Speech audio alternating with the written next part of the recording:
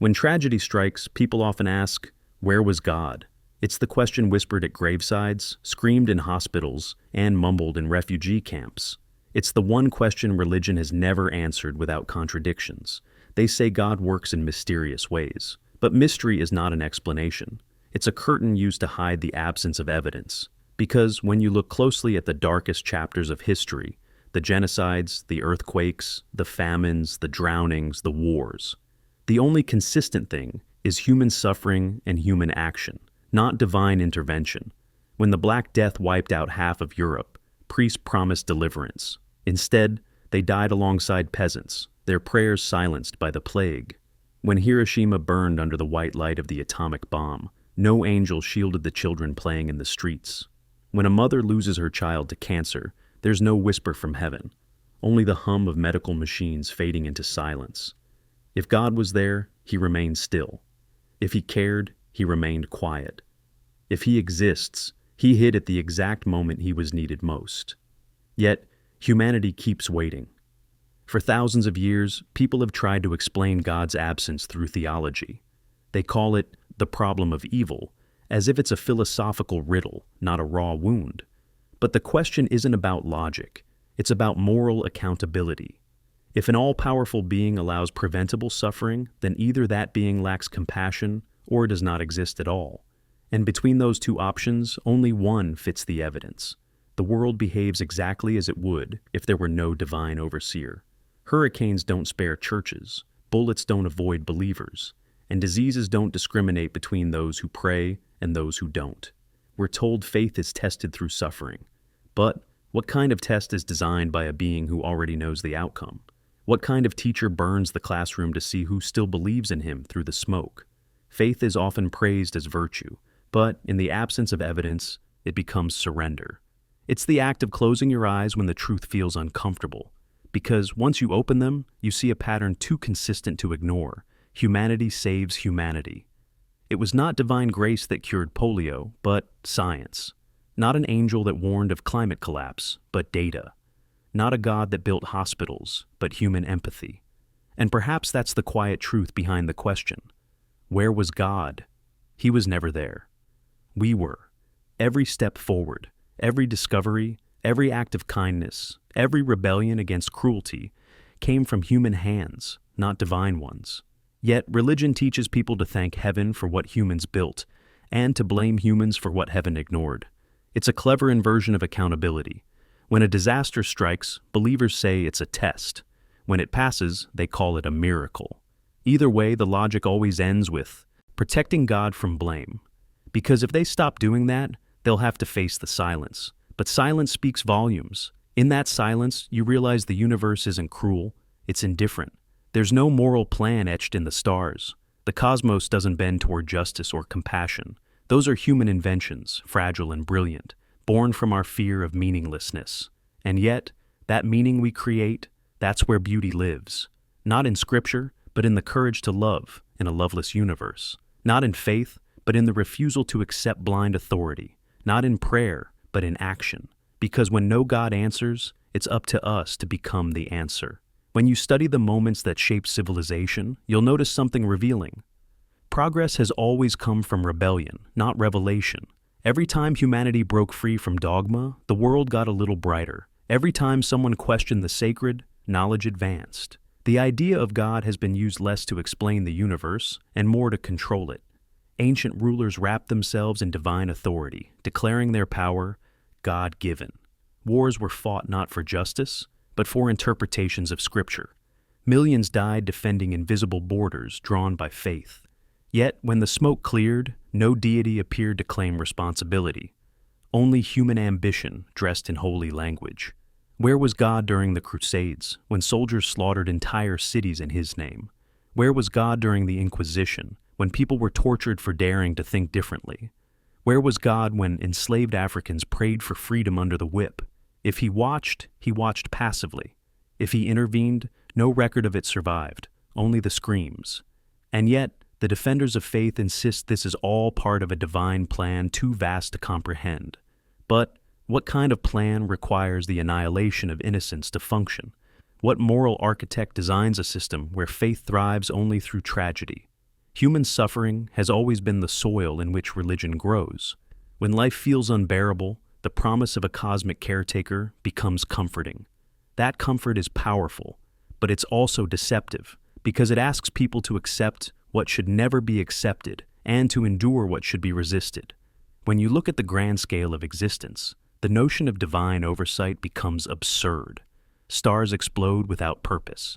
Entire species vanish before ever being named. Infants die minutes after birth, their lives extinguished before they even learn to breathe. If this universe was built with intent, then intent must include indifference. But there's a simpler explanation. There was no intent at all. The universe doesn't owe us meaning, and that realization, though painful, is liberating. It means morality doesn't come from the sky. It comes from the ground, from us. The empathy that stops a stranger from hurting another isn't born of divine fear, but of shared vulnerability. We know pain, so we try not to cause it. We know loneliness, so we seek connection. We know death, so we create art to defy it. That's what gives existence value, the awareness that it's fleeting. Immortality would cheapen compassion. It's the very fragility of life that makes kindness urgent. When a believer says, "Without God, there's no purpose," they misunderstand what purpose means. Purpose isn't handed to us. It's built. It's forged in the choices we make when no one is watching, when no eternal reward or punishment awaits. That's real morality, the kind that comes from understanding, not obedience. If morality depended on divine surveillance, then goodness would just be fear in disguise. True virtue begins where fear ends. Look at the moments that define humanity's moral evolution: the abolition of slavery, the rise of women's rights, the defense of free thought. None of these movements began with religious leaders. Most were condemned by them. Those changes came from people who were willing to question sacred norms, to risk damnation for justice. They acted not because God told them to, but because conscience demanded it. That difference matters, because when you remove the illusion of divine oversight, what remains is accountability, pure, undeniable, human accountability. If no one above us will fix the world, then it must be us. If no one below us will punish evil, then justice must be ours to create. And when you think about it, that's far more powerful than any celestial promise. It means every moment matters precisely because nothing lasts forever. It means compassion isn't a rule. It's a choice, freely made by beings aware of their own impermanence. Religion offers comfort, but comfort without truth is anesthesia. It dulls the pain, but it also dulls the mind. It asks you to stop asking questions, to silence the very spark that made us human in the first place. That spark, the urge to question, is what led us out of caves. It built telescopes, microscopes, and philosophies. It pushed us to explore not just the heavens, but ourselves. And in all that exploration, we've discovered something extraordinary. Everything that once required a god now has a natural explanation. Lightning wasn't divine anger, it was electricity. Disease wasn't punishment, it was biology. The movement of the stars wasn't prophecy, it was gravity.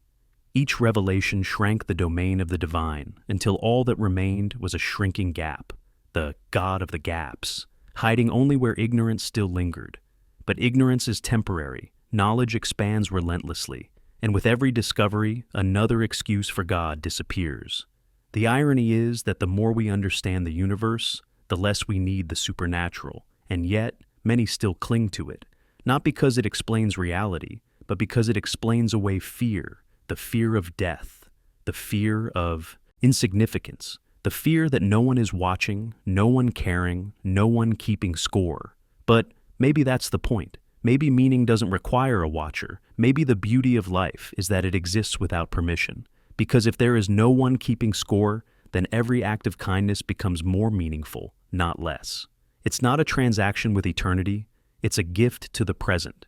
And when you realize that, the silence of God stops feeling like abandonment and starts feeling like freedom. When we look at the tragedies of our time, earthquakes that bury entire families, wars that leave children orphaned, diseases that erase millions, we see the same question echoed again and again. If there's a God, why doesn't he help? Believers say, he moves in mysterious ways. But that phrase has always been a way to stop thinking. Mystery becomes a shield for the unexplainable. It's how belief survives contradiction. But the silence of God isn't mystery. It's data. It's the consistent absence of intervention, repeated across every generation, every continent, every form of suffering imaginable. If an all-powerful being existed, the probability of never once showing verifiable compassion is infinitesimal. The consistency of absence is evidence in itself. And yet, the world keeps giving him credit for human achievements. When a person survives a car crash, they say, "God saved me." But when another dies in the same crash, they say, "God called them home." In both cases, the outcome reinforces faith. That's not reasoning. That's circular logic built on emotional dependency. If a doctor saves a patient, the credit goes to God. If the patient dies, it's God's will. No matter what happens, belief is preserved by bending reality to fit it. It's a psychological safety mechanism, not a moral truth. The truth is simpler. The universe doesn't care. And within that indifference, humans created care themselves. There's something almost heroic about that. We looked into the cosmic void, found no one there, and decided to become our own saviors. That decision, whether conscious or not, is what defines our species. Think of the people who ran toward burning towers on September 11th, who dove into rubble after earthquakes, who volunteered in plague hospitals, who risked everything to save strangers. No deity whispered in their ears. No divine hand guided them through smoke and blood. They acted because empathy demanded it. And empathy, for all its fragility, is the closest thing we have to divinity. Not because it's supernatural, but because it's deeply human. The great irony is that religions claim morality comes from God, when morality is actually what we invented to protect ourselves from chaos. Long before sacred texts, long before priests and temples, humans lived by simple moral instincts. Don't kill your kin, share your food, protect the vulnerable. These weren't divine commandments. They were evolutionary necessities. Societies that cooperated survived. Those that didn't vanished. Morality wasn't handed down. It was built up. That's why moral codes evolve while sacred scriptures stay frozen. The Bible still condones slavery. The Quran still justifies violence against non-believers. The Torah still promotes tribal supremacy. But our moral sense outgrew these texts. Humanity moved forward, even while religion stayed still. And every time progress was made, religion resisted. The church persecuted scientists like Galileo for revealing truths that contradicted Scripture. Reformers were burned for translating holy books into languages the poor could read. Even now, religious institutions fight against equality, bodily autonomy, and scientific education, all in the name of divine order. Yet none of this stops the moral arc of humanity from bending forward, not because of divine grace, but because of human stubbornness. Because deep down, we know compassion matters more than doctrine. Ask yourself, when disaster strikes, who shows up first, priests or paramedics? When floods hit, who saves lives, prayers or boats? When pandemics spread, who delivers hope, faith or medicine? The pattern is clear. Every act that truly heals, that truly uplifts, comes from human courage, not divine mercy. And that raises an uncomfortable truth. Perhaps the image of God was created not to understand reality, but to escape it. In a world that offers no cosmic justice, people invented a judge. In a universe without purpose, they invented a plan. In a life that ends, they invented eternity. Religion wasn't born out of truth. It was born out of fear. Fear of death, fear of chaos, fear of being alone in an uncaring universe. And fear can make people believe anything if it promises comfort. That's why every religion throughout history has followed the same template. Promise salvation, demand obedience, punish doubt. It's not spiritual wisdom, it's psychological control. Yet even control has limits. The modern world is proof of that. As knowledge grows, the cracks in the old myths widen. More people are seeing that morality, meaning, and purpose don't require belief. They require honesty. Honesty about what we are, small, fragile, temporary, but also capable of love, art, courage, and compassion. Things infinitely more beautiful than any celestial perfection. When a believer says, "Without God, life is meaningless," they overlook something profound. Meaning isn't given, it's made. And it's made richer precisely because it's temporary. The sunset means something because it fades. Music means something because it ends. Love means something because death exists. If we were immortal, nothing would ever matter. Eternity drains significance from every moment. That's the hidden cruelty of paradise, a promise that would rob life of urgency. When you realize that meaning is self-made, existence becomes heavier, but also more precious. Every choice, every kindness, every act of creation becomes its own small rebellion against oblivion. We don't need a God to give our lives purpose. We give it ourselves through the way we live, love, and leave something behind for others. Perhaps that's the real miracle, not divine intervention, but human resilience in a godless universe. We built morality without commandments, art without inspiration from heaven, and science without permission. We are, in a way, the universe becoming aware of itself, a brief flicker of consciousness in an endless dark, daring to care anyway. And maybe that's all we ever needed. Every generation has asked the same question in new ways, but the silence has always sounded the same. From the cries of mothers in war zones to the prayers whispered in burning buildings, the outcome never changes. The faithful wait for a sign, but only human hands arrive. When we read history, what stands out is not the presence of God, but the persistence of people. The firemen of Chernobyl who walked into radiation to save others. The doctors who kept operating during bombardments. The teachers in underground schools defying tyranny. These are not divine miracles. They are ordinary humans acting extraordinarily, proving that meaning doesn't descend from heaven. It's created under pressure. If a God wanted to make himself known, he has had infinite chances. Yet, revelation has always depended on geography.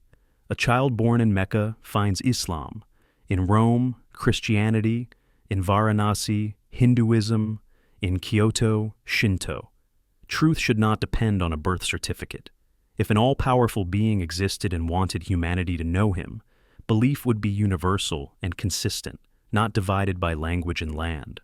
This diversity of gods is the loudest evidence of their human origin. Every civilization projects its fears and hopes onto the sky. Gods of thunder, gods of harvest, gods of war, gods of love. All reflections of the same impulse, to make sense of chaos. When knowledge was scarce, gods filled the gaps. But the gaps kept shrinking, and the gods kept retreating. It's not blasphemy to say this, it's observation. The more we understand, the less divine intervention we find.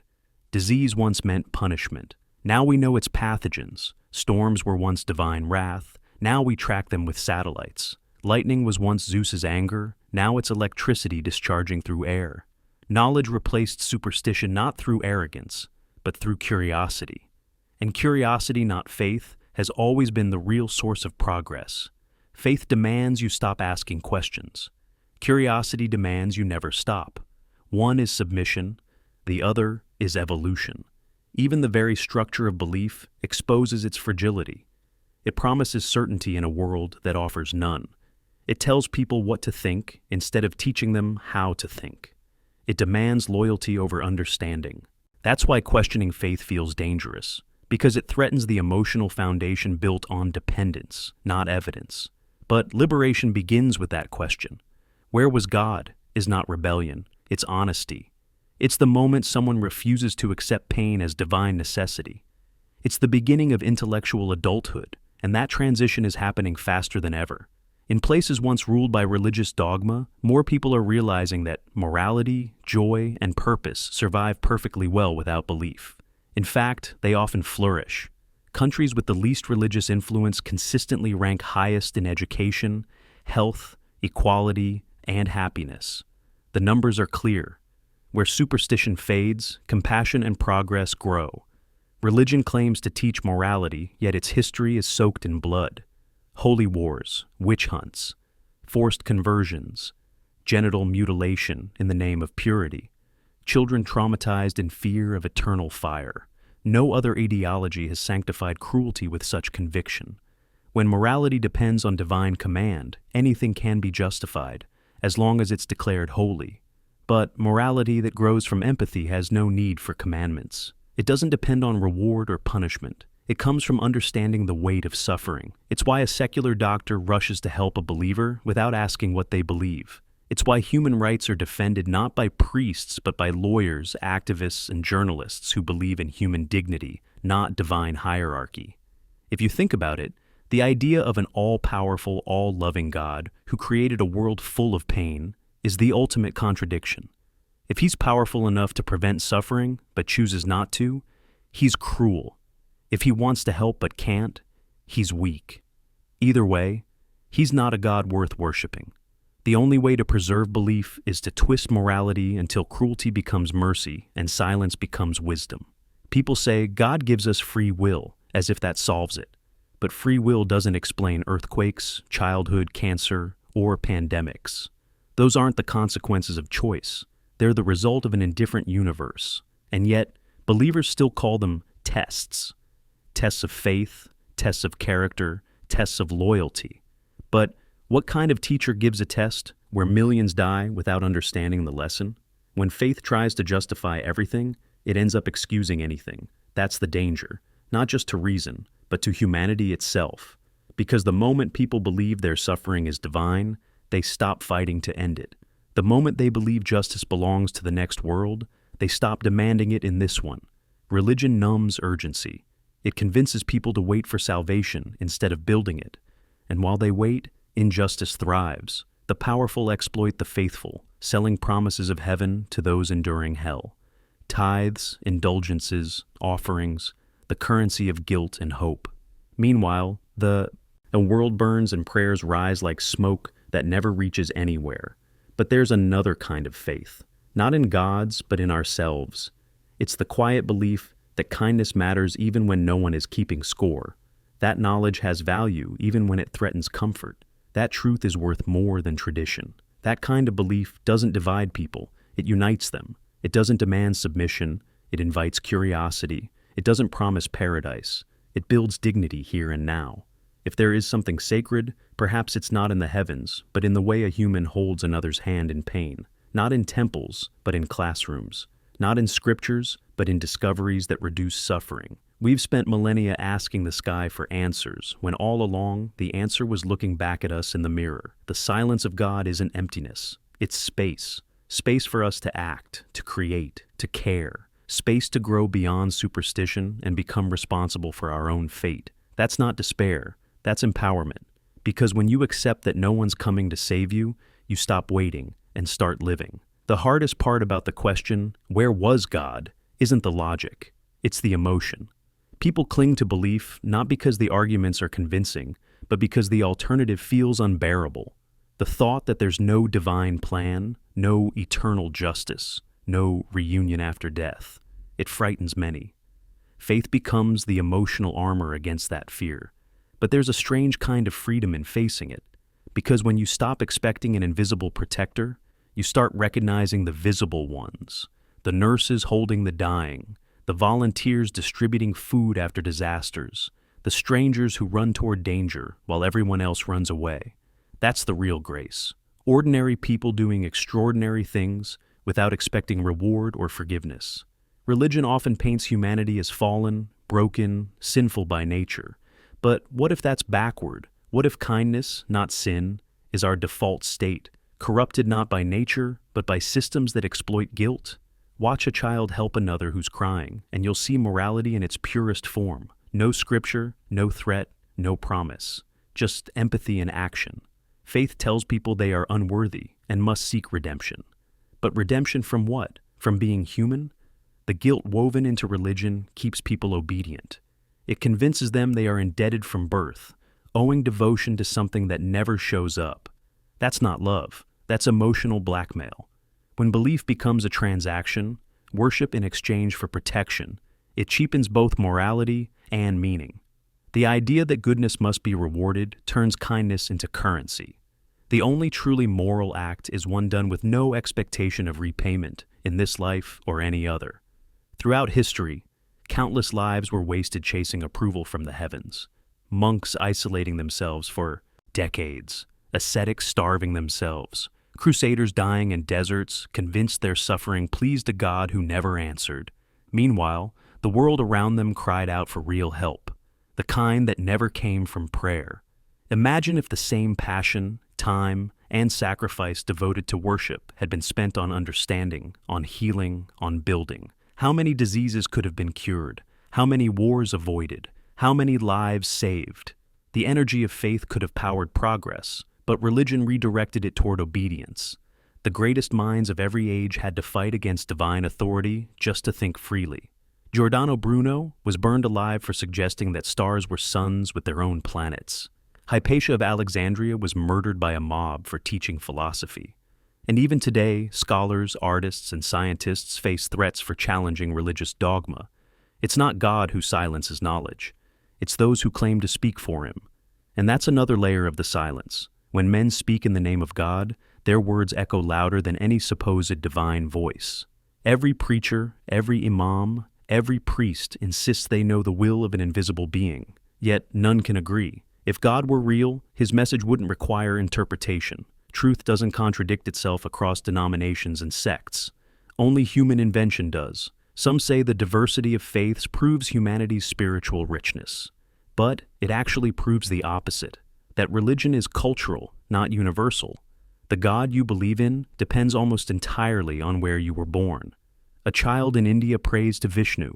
A child in Italy prays to Jesus. A child in Saudi Arabia prays to Allah. Each grows up certain they're right, never realizing belief was inherited, not discovered. No one chooses their first God. They inherit him through stories told by frightened adults. And fear is contagious. The fear of questioning, the fear of punishment, the fear of being wrong. That fear is the glue that keeps religion alive long after reason has exposed its cracks. But fear fades when truth enters the room. The universe isn't a test, and suffering isn't a lesson. The stars don't revolve around human drama. The cosmos existed billions of years before us and will continue billions after. We're temporary, yes, but that doesn't make us meaningless. It makes us precious. When you realize how brief your existence is, you stop wasting time waiting for eternity. You start paying attention to the seconds that matter, to the laughter of a friend, the warmth of sunlight, the quiet moments that never make it into scripture but hold more truth than any verse ever written. This perspective doesn't lead to despair. It leads to gratitude. Not gratitude toward a deity, but toward existence itself. Gratitude that we get to experience anything at all. In a godless universe, gratitude becomes more powerful, not less. Because it's not owed, it's chosen. And choosing gratitude without the promise of heaven is an act of rebellion. It says, even without meaning written in the stars, I will create meaning here. That's not nihilism, it's courage. When the last believer prays in vain and the sky stays silent, that silence won't be emptiness. It will be an invitation to fill the world with our own light, our own compassion, our own purpose. Because the truth is, we are not waiting for God. We are what happens when the universe decides to care about itself. Consciousness, fragile, finite, defiant, is the only miracle that ever truly existed. Every human act of kindness, every discovery, every painting, every symphony, all of it born from stardust, reaching upward, trying to make sense of itself. That's holiness without heaven. And maybe that's enough. Maybe that's all there ever needed to be. When you strip away the rituals, the robes, the incense, and the fear, what remains of religion is a very human story. One about the need for comfort in a world that often feels unbearable. It's easy to understand why belief took root. Before medicine, storms, or science, death and disaster seemed like messages from something vast and invisible. People didn't have explanations, only terror, so they built stories to soothe themselves. Those stories evolved into temples, priests, and hierarchies. Faith became institution, and institution became power. What began as hope turned into control. The same scriptures that offered peace also demanded submission. The same voices that promised salvation threatened damnation. The same gods who offered love demanded fear. And fear works. It shapes civilizations. It turns curiosity into guilt and obedience into virtue. It convinces people that doubt is sin, that to question is to betray. That's how authority sustains itself, not through proof, but through fear of punishment.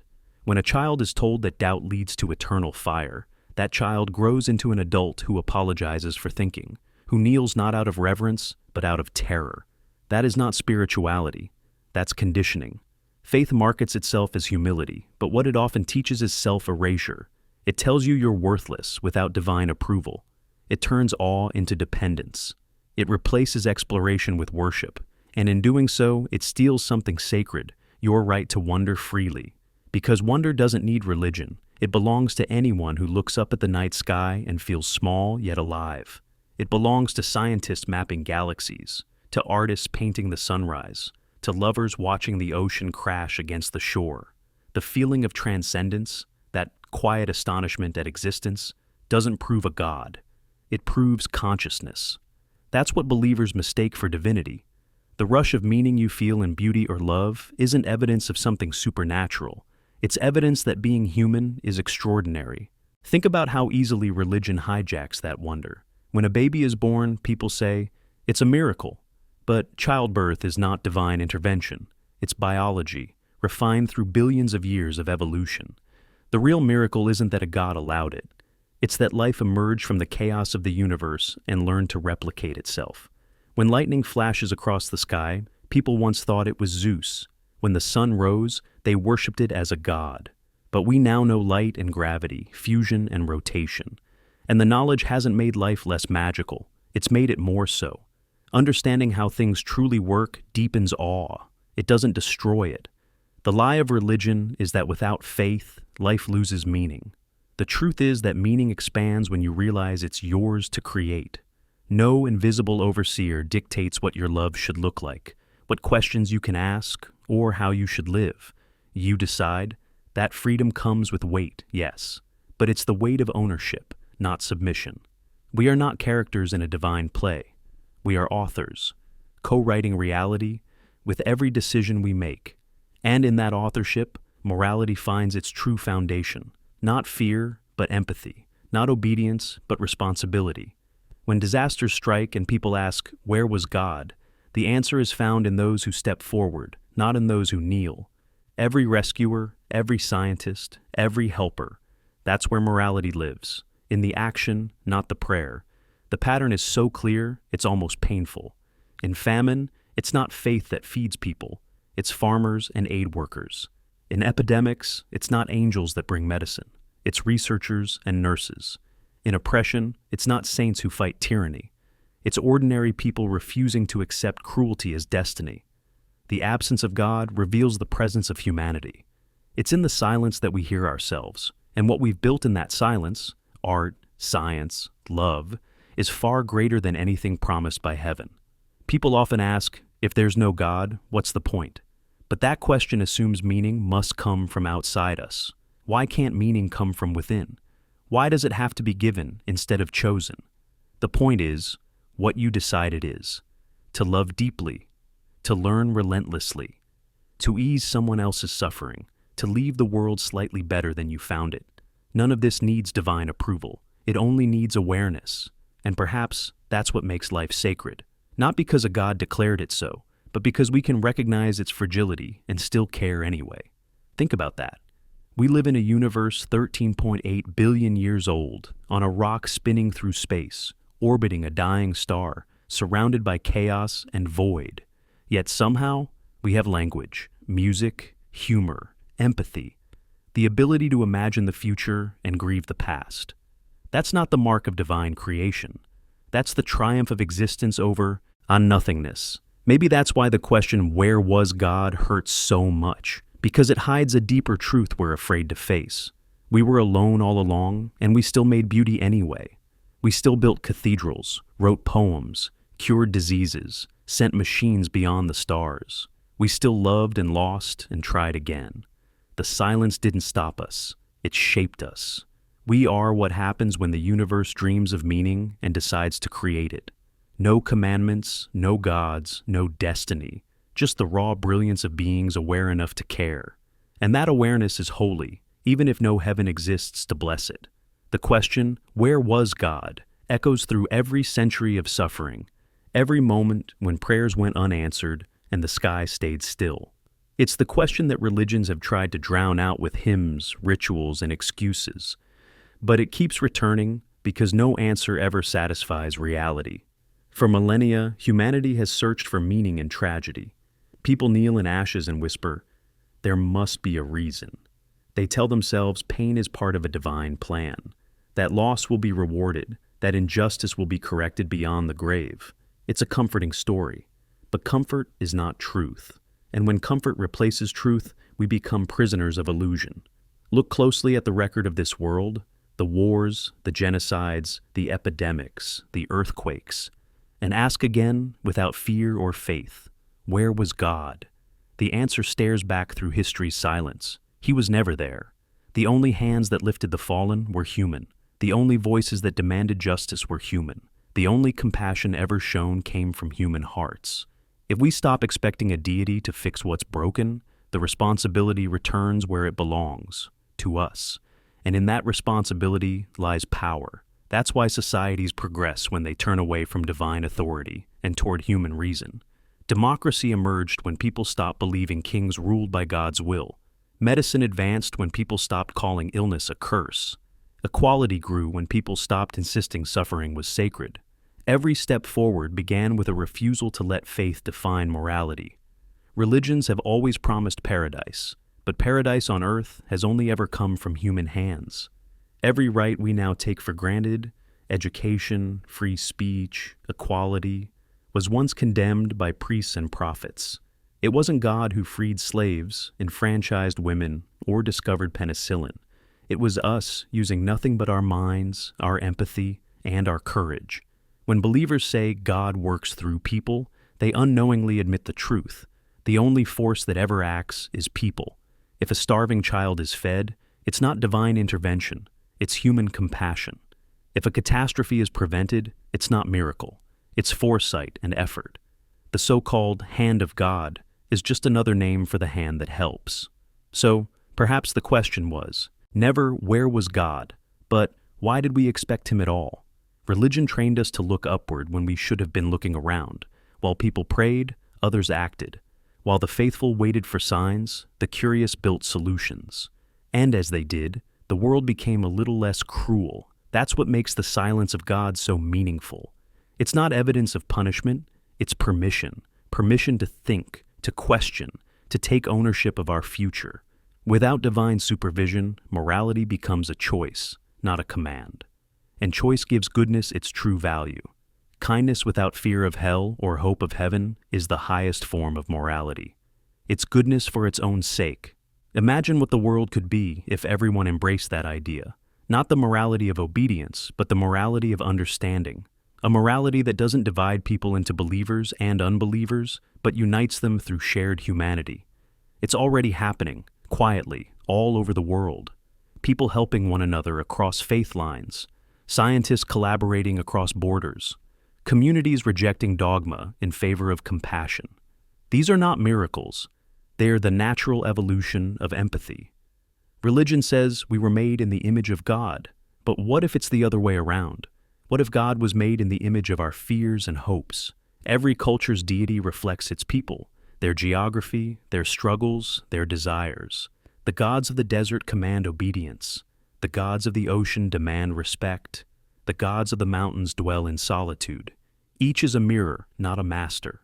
When humanity created gods, it externalized its own potential. All the love, justice, and creativity we feared we couldn't live up to. We projected our best selves into the sky because we didn't believe we could embody them on Earth. But we can, and we already do. The time has come to reclaim those qualities, to bring the sacred back down to the soil where it belongs, to stop worshiping compassion and start practicing it, to stop glorifying creation and start creating, to stop waiting for answers and start being them. Because when you realize there's no divine plan, you stop asking why suffering exists and start asking how to reduce it. You stop begging for miracles and start making them. You stop fearing the end and start valuing the moment. Life, stripped of divine fantasy, becomes something far greater, raw, fleeting, unrepeatable, and astonishing.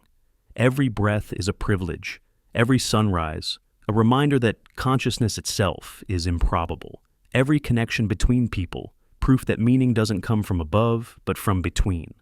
We don't need eternity to make life precious. We need awareness. Awareness that everything ends, and that this impermanence is what gives love its urgency and kindness its worth. So when someone asks again, where was God when the innocent suffered? Tell them he was nowhere. But humanity was there. We built the shelters, we stitched the wounds, we held the grieving. We searched for cures, we comforted the dying, we carried one another through the dark, and we'll keep doing it. Not because a deity commands us, but because we understand what pain feels like, and we choose to lessen it. That choice, that conscious human choice, is more divine than any sermon ever spoken. The silence of God isn't abandonment, it's revelation. It tells us that we are not the children of gods. We are the ancestors of what comes next. We are the ones who decide what the universe means, if it means anything at all. So where was God? Nowhere. And that's exactly why we must be everywhere. Be the answer someone is praying for. Be the miracle that no heaven will send. Be the reason this indifferent universe feels a little less empty. Because if no one is watching, then everything we do matters even more. Now tell me, where are you listening from, and what time is it there? I want to know your thoughts. Do you think humanity still needs the idea of God? Or are we finally ready to stand on our own? Share your answer below. I'll be reading.